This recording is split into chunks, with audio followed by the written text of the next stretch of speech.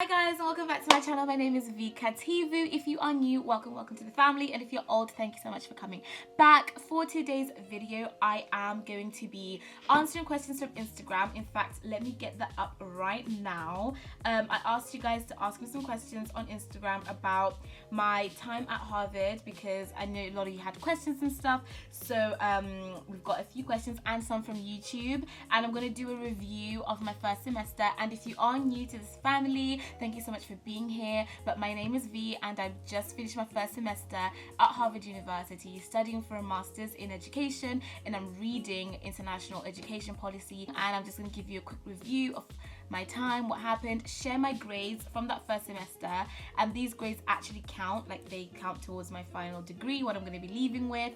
And yeah, I've just been away for like 2 months, so I haven't updated you guys on what grades I got for that first semester. I can see all of your questions right here, so I'm just going to try and get through a few of them, and we'll see how we get on. By the way, yeah, I've chipped a nail. Let's start with me telling you how it was. So I really enjoyed my first semester. It was phenomenal. I'm obviously doing online school, which is not easy, I'm not gonna lie. Like, studying in a different time zone is literally so hard, and obviously I have to be up at 2 a.m. for a class while my classmates are like 5 hours behind me, so they're in a normal-ish, because they're still doing evening classes, but they're not doing them at like 2 in the morning. And I mean, I'd have given anything to be on campus, but obviously I'd rather be safe, you know what I mean? So I'm glad that I'm doing it online, and obviously sacrifices have to be made. All of us don't want to be doing our degrees at home. We don't want to be stuck inside, but you kind of have to, because that's what's going on. So if I have to take my degree online, I'm going to take my degree online. Like,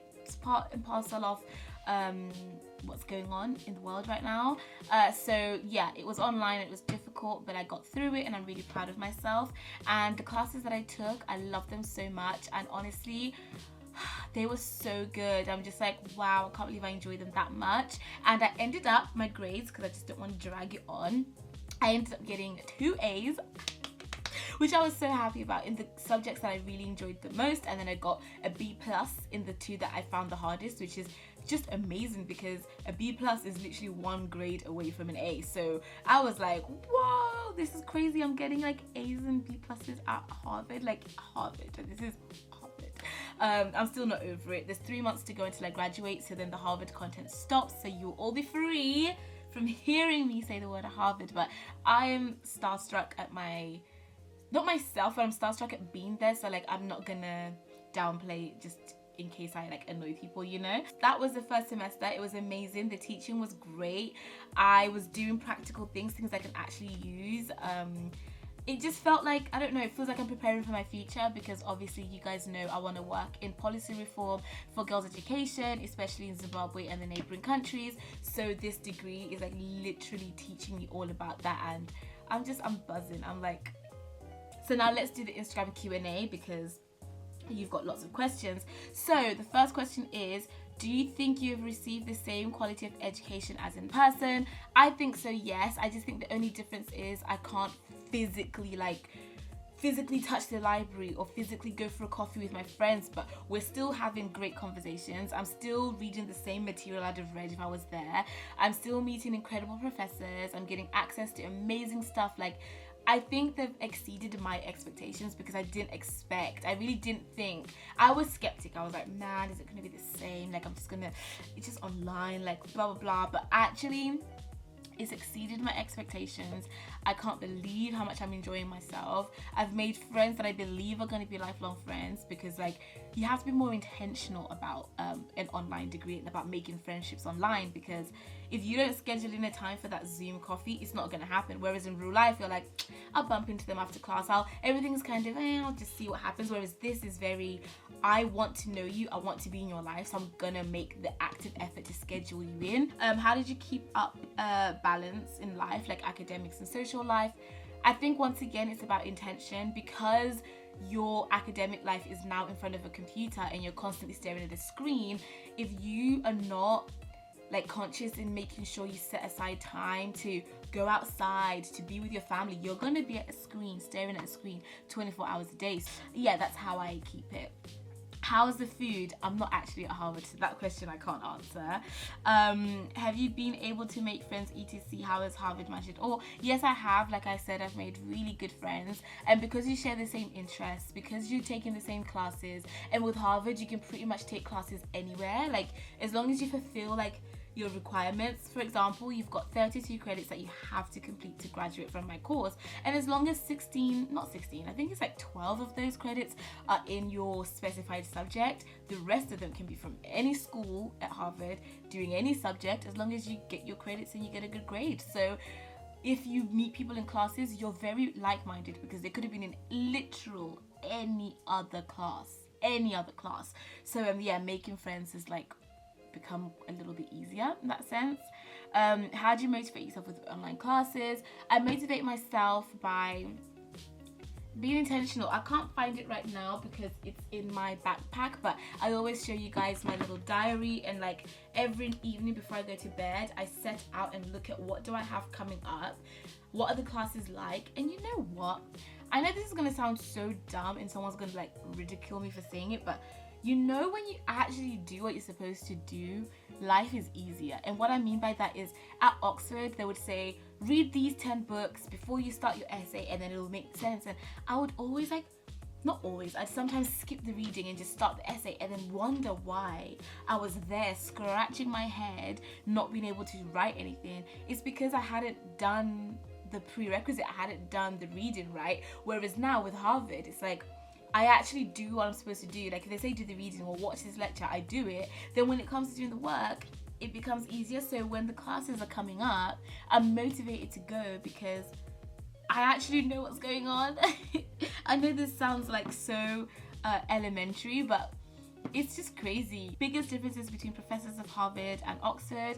I think the biggest difference I would say is, number one, diversity. Like at Harvard, I've seen professors of all walks of life, all races, all backgrounds, whereas at Oxford it was predominantly just white professors. I literally don't think I was ever taught by anybody that wasn't white at Oxford, which is, you know, that is how it goes. And there were great teachers and I had a great time, but I'm just saying, if I had to pick a visible difference, that is the visible difference. Then in terms of experience, a lot of my Oxford professors had been to Oxford or Cambridge, had been through that system. Like it was very like a similar trajectory, then they ended up being professors.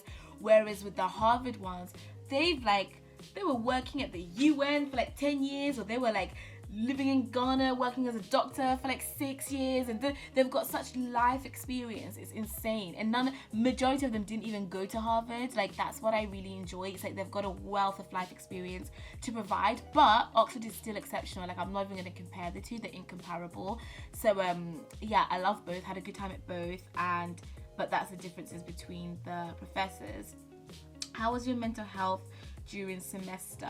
My mental health during the semester, I think it was good. I think the only part when I got overwhelmed is that time when I cried online to you guys, which I mean was silly. I shouldn't have been crying online, but that was when I just got overwhelmed. But that's because, to be fair, that's not much to do with Harvard, more like to do with I had a lot on my plate at the time, and it was just a lot. It felt like a lot to handle. Sorry, I'm looking at the thing and my hair's just looking insane and I'm not sure what's going on.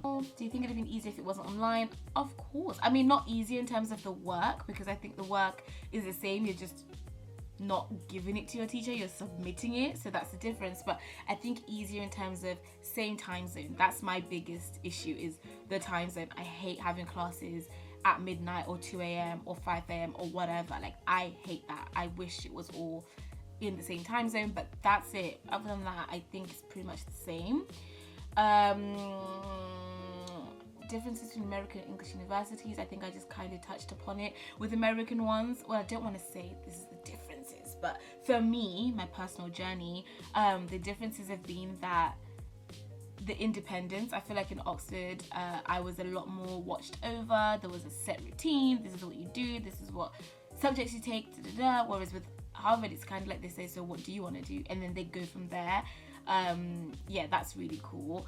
How has it prepared you for your goals in education? Oh, how has it prepared me? How has it not prepared me? I've learned so much. It is actually outrageous, especially in my politics of education in the developing world class. Whew. Wow, what a class. What a class. I was learning things that I had no clue about prior to that. And every single week, it was a new topic that blew my mind. The readings that we did in that class, I literally have printed out all the readings that we did and have them stored in a folder, because I feel like if I was ever, let's just say, a minister of education, I feel like I'd refer back to that stuff because it was top tier. Like, yeah, I'm so especially this semester, I'm taking this education innovation class. And we're learning about things like Teach for All, Teach for Mexico, all of that kind of stuff, and it's practical day-to-day things, and we're writing stuff that we should be publishing that will make a difference in the world right now, that's needed right now. And I love that. I love doing work that's contributing to something. Whereas at Oxford, like I always said this, I felt like I would write an exam, close the book, and never touch that work again. Whereas at Harvard, everything you do is geared towards your life post-university. So yeah, that's amazing. How have you become friends with new people? I think I kind of mentioned that. What's your favorite bit and your least favorite thing about it all? My favorite thing is that I can manage my time better because everything is super scheduled, and if it's not in my calendar, it's not really happening. Whereas in real life university, you have fear of missing out, and you hear about all these things going on, and you're like, I want to go to this, I want to go to that, I want to go to this, and you might be on your way home, your day's done, and you're gonna go study. Then you bump into your friends who are going to a party, so then you're now, Whereas with online, it's like you get to structure, you get to allocate time. When the Zoom meeting is over, it's over. You close your laptop. There's no hanging about. So I like that. And my least favorite, time zones. I hate the time zones. My hardest subject had to be philosophy of education. That was really difficult. Do you feel like Harvard has met your expectations of it? It's gone above. Like, it's gone above it. Like, wow, I can't believe these professors are real. Like, I'm really, really happy. I could say sad you couldn't go to campus, you deserve to. Thank you, but I have a plan in the works. Like, I have a plan to make sure I still get my campus experience. So it's not like the end of the world. I can see that we're coming up to 15 minutes of this video, and I don't want it to be too long, so I think I'm just gonna go to the YouTube section and pick a few questions from there, because there's no way we're getting through, like, I don't even know how many questions from Instagram. There might have been over 100 or something, I don't know. Harvard. Okay, so someone says, do you think Harvard was worth it compared to doing a master's in a similar topic at a different university? 100%. For me anyways, 100%. It's geared towards changing the world, creating future leaders, helping advance them and their ideas, and I feel seen, I feel heard, I feel developed, I feel like I'm learning, I feel like I'm gaining new skills, I feel like I'm meeting amazing people who are gonna be incredible leaders in the future, whether in a small scale, large scale, and for sure Harvard was right for me.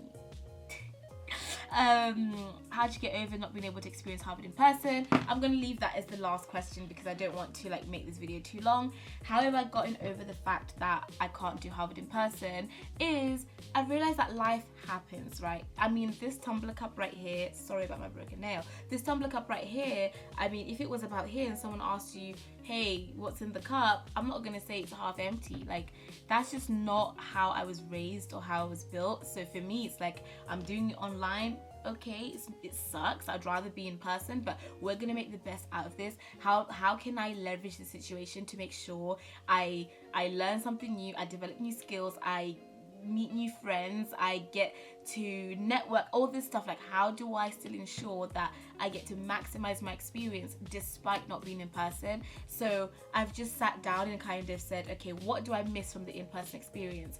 Things like being in the cheerleading squad, in-person, sit down with friends and coffees. But am I missing out on the education side? No. So like, I've tried to weigh up the pros and the cons, and the pros outweigh the cons. So it's just like, it's more mindset thing. That's how I've gotten over not being in person. It's like, life happens. There's a global pandemic outside. What do we want the world to do? For universities to just open and just everyone can just travel. Like, that's not, like, this is the best case scenario. Like, I'm safe, I'm at home, I can learn, and I still get my degree. So I think it's just how I framed it in my mind, and just trying to count my blessings and not focus on the negative, which is what I do in all aspects of life. Like, I see negative comments, I see negative things, but I think there are 3 or 4 negative comments compared to like 1,000 kind ones. So I'm gonna zone in on this side and not this. Thank you so much for tuning in. I love you so much, and I'll see you in the next video, which is going to be on Saturday, and I'll explain more about the changes to the channel and stuff like that. But we are uploading Wednesdays and Saturdays, and yeah, that's it. Bye bye, and sorry for the long video. I love you so much, and see you soon. Bye.